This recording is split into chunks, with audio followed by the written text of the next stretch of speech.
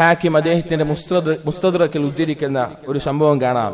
താബിഈയായ ഉമാറത്ത് bin Khuzaima bin Sabith റളിയല്ലാഹു അൻഹു പറയുകയാണ്, കുന്നാ മഅ അംർ ബിൻ അൽ-ആസ് റളിയല്ലാഹു അൻഹു ഫീ ഹജ്ജിൻ ഔ ഉംറ. ഞങ്ങൾ അംർ ബിൻ ആസ് റളിയല്ലാഹു അൻഹുവിനോടൊപ്പം ഹജ്ജിനോ ഉംറയ്ക്കോ വേണ്ടിയുള്ള ഒരു യാത്രയിലായിരുന്നു. ഫലമ്മാ കുന്നാ ബിമർരി ദ്ഹ്റാൻ ഇദാ നഹ്നു ബിംറഅത്തിൻ ഫീ ഹൗദജിഹാ വാദിഅതൻ യദഹാ അലാ ഹൗദജിഹാ.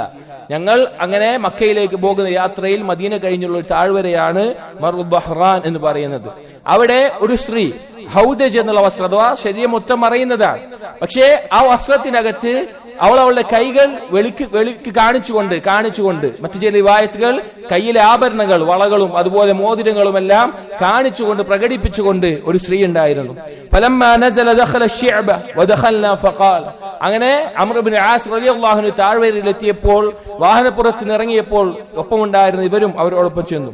അപ്പോൾ അദ്ദേഹം പറഞ്ഞു, അംർ ഇബ്നു ആസ് റളിയല്ലാഹു അൻഹു പറഞ്ഞു, കുന്നാ മഅ റസൂലില്ലാഹി സ്വല്ലല്ലാഹു അലൈഹി വസല്ലം ഫീ ഹാദൽ മകാൻ. ഞങ്ങൾ നബി സല്ലല്ലാഹു അലൈഹി വസല്ലമയോടൊപ്പം ഒരിക്കൽ ഈ പ്രദേശത്തുണ്ടായിരുന്നു. ഫൈദാ നഹ്നു ബിഗുർബാനിൻ കസീർ. അപ്പോൾ ധാരാളം കാക്കകൾ ഈ സ്ഥലത്തുണ്ടായിരുന്നു. ഫീഹാ ഗുറാബുൻ നഅസം അഹ്മറുൽ മിൻഖാർ വൽരിജ്ലൈൻ. കൊക്കും കാലുകളും ചുവപ്പ് നിറമുള്ള ഒരു കാക്ക കൂട്ടത്തിലുണ്ടായിരുന്നു.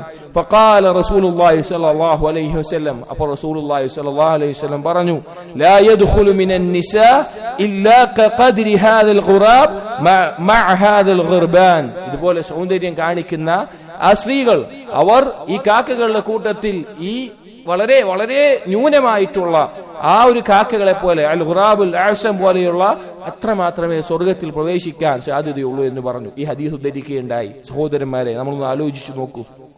ഈ സ്വഹാബി, ഒരു സ്ത്രീ അവരുടെ അലങ്കാരങ്ങൾ കാണിക്കാൻ വേണ്ടി അവരുടെ കൈകൾ, ബാക്കിയുള്ളതെല്ലാം അറിയുന്നതാണ്, പക്ഷെ കൈകൾ പ്രകടിപ്പിച്ചപ്പോൾ ആ സ്വഹാബിക്ക് ഓർമ്മ വന്ന ഹദീസ് നബി സല്ലല്ലാഹു അലൈഹി വസല്ലം നാളെ പരലോകത്ത് പ്രവേശിക്കുന്ന സ്ത്രീകളുടെ അവസ്ഥയെ പറ്റി പറഞ്ഞതാണ്. ഇതുപോലെ സൗന്ദര്യം കാണിക്കുന്നവരെ